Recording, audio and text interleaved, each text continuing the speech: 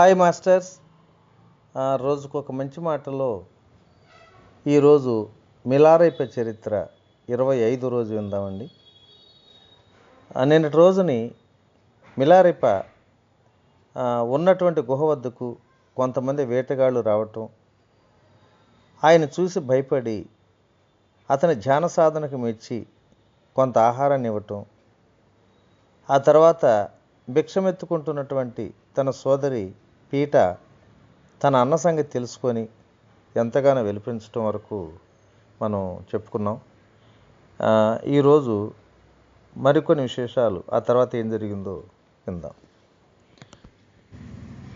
నాకు నిశ్చితార్థం జరిగినటువంటి జేసే, నా చెల్లి పీట ఒకరోజు ఒక సంచి నిండుగా పిండిని ఒక చేత్తో త్రాగటానికి మంచినీరు పట్టుకొని గుహ దగ్గరకు వచ్చారు. అయితే నన్ను చూస్తూనే నా చెల్లి ఎంతో భయపడిపోయింది. నా శరీరం అంతా అస్థిపంజరమై ఎముకలన్నీ బయటకు వచ్చాయి, గ్రుడ్లన్నీ లోపలికి పీక్కుపోయాయి. చర్మం అంతా కొంత నీలంగాను కొంత ఆకుపచ్చగాను తయారైంది. కండలన్నీ పూర్తిగా కరిగిపోయాయి. నెత్తి మీద వెంట్రుకలు నిక్కబొడుచుకున్నాయి. నా అవయవాలు మొత్తం కూడా అగ్గిపుల్లలు అయిపోయాయి. ఇలా ఉన్న నన్ను చూసి పీట భయపడిపోవటం సహజమే. ఆమె మొదట నేను రకమైన దయ్యాన్ని అనుకుంది. ఆ తర్వాత ఆమెకు నేను ఆహారం లేక మాడిపోవటం గురించి ఉన్న సంగతి చెప్పాను. అప్పుడు ధైర్యం చేసి నా దగ్గరగా వచ్చి, నువ్వు మనిషివా దెయ్యానివా అని అడిగింది. నేను మిలాతోపగాను అని సమాధానం ఇచ్చాను. నా కంఠధ్వని వింటూనే ఆమె అమాంతం నా మీద పడి కౌగిలించుకొని, ఓ అన్న అని మరుక్షణమే సురహ పడిపోయింది. ఆమెకు తిరిగి సురహ తెప్పించడానికి నాకు కొంత సమయం కూడా పట్టింది. నేను ఎలాగో ఆమెకు సురహ తెప్పించాక ఆమె లేచి నా మోకాళ్ళ మీద తల ఉంచుకొని కన్నీరు కారుస్తుంది. అన్న, నిన్ను చూడాలని తప్పిస్తూనే అమ్మ చచ్చిపోయింది. అప్పుడు మనల్ని ఆదరించడానికి ఎవ్వరూ దగ్గరికి రాల. అంత పెద్ద ఇంట్లో నేను ఒక్కతినే ఉండలేకపోయాను. తగిన జీవనోపాధి లేక దూర ప్రాంతాలకు వెళ్ళి భిక్షాటన చేసుకుంటున్నా. అసలు నువ్వు ఈసారికి చనిపోయి ఉంటావనే అనుకున్నా. నువ్వు ఇప్పుడు జీవించి ఉన్నా కూడా ఇంతటి హీనమైన స్థితిలో నేను చూసినందుకు నాకెంతో బాధ కలుగుతుంది. నా దురదృష్టం ఎక్కడికి పోయినా నన్ను వెంటాడుతూనే ఉంటుంది అని చెప్పి నాకు అనిపిస్తుంది. అసలు నాకన్నా దుఃఖంలో ఉన్నవాళ్ళు ఈ ప్రపంచంలో ఎవరైనా ఉంటారా అంటూ ఎక్కిళ్ళు పెడుతూ ఏడుస్తూ తన బాధలు తలుసుకొని కుమిలిపోతుంది. ఆమెను ఊరడించడానికి నా శాయశక్తిలా ప్రయత్నిస్తున్నా. ఆమె పడుతున్న వేదనకు నా హృదయం కూడా కుమిలిపోయి మళ్ళీ నా భావాలన్నీ నా పాట రూపంలో వ్యక్తం చేశాను. లౌకికంగా తన శరీరానికి అన్ని సుఖాలు కావాలని ఆమె కోరుకోవటానికి, ముక్తి పొందాలనే నా కోరికకు గల వ్యత్యాసాన్ని నా మనస్సుకు హెచ్చరించుకున్నా. అతీతమైన జ్ఞానాన్ని నేను పొందే వరకు శరీరం నిలిచి ఉండటానికి సరిపడే ఆహారం ఆ ప్రకృతి ఇస్తూనే ఉంది అన్న తృప్తిని జ్ఞాపకం చేసుకున్నాను. ఇంత కష్టపడి నేను జీవించినందుకు ఫలితంగా మరుజన్మలో బుద్ధత్వంగా బుద్ధుడిగా జన్మిస్తాను. ఈ భావాలు గల నా పాట విని పేట, నువ్వు చెప్పిందంతా సత్యమే అయితే నిజంగా ఆనందించాల్సిన విషయమే. కానీ ఈ విషయంలో నాకు కొంచెం కూడా నమ్మకం లేదు. నువ్వు చెప్పింది నిజమే అయితే మరి భక్తులైన వారంతా కూడా ఇలాగే కష్టపడి సాధన చేయాల్సిందే కదా. నేను తిరుగుతూ చూసినంతలో నీ అంత వైరాగ్యంతో బాధలు పడుతూ తపస్సు చేస్తున్న వాళ్లను నేను ఎవరిని చూడలా. నీ మార్గం సరి అయిందని ఎట్లా గుర్తు? సరి అయింది అయితే మరి అందరూ అనుసరించాలి కదా అని అడిగింది. తను తెచ్చిన ఆహారాన్ని పానీయాన్ని నాకు ఇచ్చి వెళ్ళిపోయింది. ఆ ఆహారం తీసుకుంటుంటే నాకెంతో సంతోషంగా ఉంది. ఆనాటి రాత్రి నా శరీరంలోకి ఒక కొత్త శక్తి రావటం వలన మామూలు కంటే ఎక్కువగా తీవ్రంగా ధ్యానానికి అంకితం కాగలిగాను. కానీ తెల్లవారేసరికి నా మనసు ఆధీనం తప్పింది. మరొక్కసారి లౌకిక సుఖాలను చవిచూస్తే బాగుండును అంటూ శరీరం చేయసాగింది. ఆ కోరిక ఎంత తీవ్రంగా అనిపించిందంటే దాన్ని అణుచుకునేసరికి నాకు శారీరకంగా ఎంతో బాధ కూడా కలిగింది. అలా మనసు కోరికలపై తప్పిస్తున్నప్పుడు ఎంత ప్రయత్నించినా ధ్యాన సమయంలో మనసును పెట్టలేకపోతున్నా. కొద్ది రోజుల తర్వాత నాకు నిశ్చితార్థం చేసిన జేసే పీటాను వెంటబెట్టుకొని మళ్ళీ నా దగ్గరకు వచ్చింది. ఆమె ఈసారి చక్కగా వండిన ఆహారాన్ని, కొంత వెన్నను, కొంత పిండిని కూడా తీసుకొచ్చింది. నేను త్రాగటానికి నీళ్లు బుగ్గ దగ్గరికి వెళుతున్నప్పుడు దారిలో వారు ఎదురయ్యారు. నేను వారి కంట పడినప్పుడు పూర్తిగా నగ్నంగా ఉన్నాను. నగ్నంగా ఉన్న నన్ను చూడగానే వారెంతో సిగ్గుపడ్డారు. నా దారిద్ర్యాన్ని చూసి వాళ్లకు కళ్ళనీళ్ళు వచ్చాయి.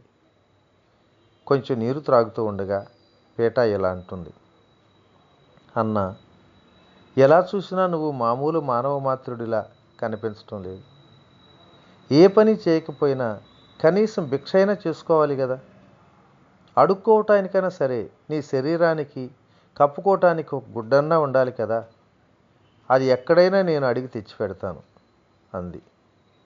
జేసే కూడా అవునవును, నువ్వు భిక్ష చేసుకోవాల్సిందేనని అర్థిస్తూ నేను కూడా కొంచెం గుడ్డపేలికలు ఏమైనా తీసుకొస్తా అంది.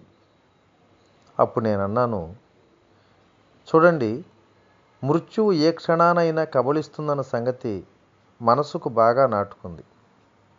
కనుక భిక్షకు వెళ్ళటం వలన ఖర్చయ్యే కాలాన్ని వృధా చేసుకోవటం అనవసరం. ఒకవేళ నేను చనిపోయినప్పటికీ నేను సత్యమైన జ్ఞానాన్ని ప్రయత్నిస్తూనే మరణిస్తాను. కనుక నాకు అదే 10,000. పండుగలు, పబ్బాలు, దీక్షలు పేరిట విలువైన గుడ్డలు వేసుకొని రకరకాలుగా పిండి వంటలు చేసుకొని తింటూ మధురమైన పానీయాలు తాగుతూ అదంతా సుఖమని, ఆధ్యాత్మికత అని వ్యామోహం గల వారందరినీ చూసి అటువంటి జీవితంలో నాకు తృప్తి కలగదనుకున్నా. వీటన్నింటి కోసం నా హృదయంలో గల భక్తిని సమన్వయపరుచుకోవాల్సి వస్తుంది. కనుక మీరిద్దరు కూడా నా దగ్గరికి రానువద్దు, ఆ గుడ్డలు తేనువద్దు. భిక్ష చేసుకోమని మీరు ఇచ్చిన సలహాను నేను కించిత్తు కూడా పాటించను అని చెప్పారు. అప్పుడు పీట అడిగింది, అసలు నీకు తృప్తి అంటూ ఉంటే ఎలా కలుగుతుందయ్యా? చూడబోతే నువ్వున్న స్థితి కంటే ఇంకా హీనమైన స్థితిని పొందాలని తీవ్రమైన ఆకాంక్షతో ఉన్నావు. తపస్సుతో ఇలా శుష్కింప చేసుకున్న నీ శరీరాన్ని ఇంతకంటే కఠోరంగా శుష్కింపజేయటానికి కారణమేమిటి అని వెతుకుతున్నట్లు కనపడుతున్నావు. నీ మాటలు వింటుంటే అలాగే అనిపిస్తుంది. అప్పటి నా పరిస్థితి కంటే ఇంకా హీనంగా ఉంటే జీవిత స్థాయిలు ఒక 3 రకాలుగా ఉంటాయి. 1 జంతులోకం, 2 దయ్యాల లోకం, 3 నరకం. ఈ 3 నా స్థితి కంటే బాధాకరమైనవి. కాబట్టి నాకంటే ఇంకా బాధపడే జీవులు చాలా ఉన్నాయి. నాకు అర్థమైనంత వరకు ఇప్పుడు జీవిస్తున్న మానవులందరూ కూడా ఈ 3 దేన్నో ఒక దాన్ని పొందాలని శాయశక్తిలా ప్రయత్నిస్తున్నట్లు కనిపిస్తున్నారు. కానీ నేను మాత్రం ఇప్పుడున్న నా పరిస్థితికి పూర్తిగా సంతృప్తి చెందే ఉన్నా అని చెప్పాను. నేను ఏకాంతవాసంలో ఎంత తృప్తిగా ఉన్నానో తత్వం రూపంలో వారికి పాడి వినిపించాను. అప్పుడు ఆ పాట విని జేసే ఇలా అంది, నీవు తత్వాల్లో ఏ పరిస్థితిని బోధిస్తున్నావో దాన్ని యథాతథంగా పాటిస్తున్నావు. నిన్ను చూసి ఆశ్చర్యపడకుండా ఎవరూ ఉండలేరు. అన్నా, నువ్వేమన్నా అనుగాక, నువ్వు ఇలా నగ్నంగా ఉండటం నేను చూడలేను.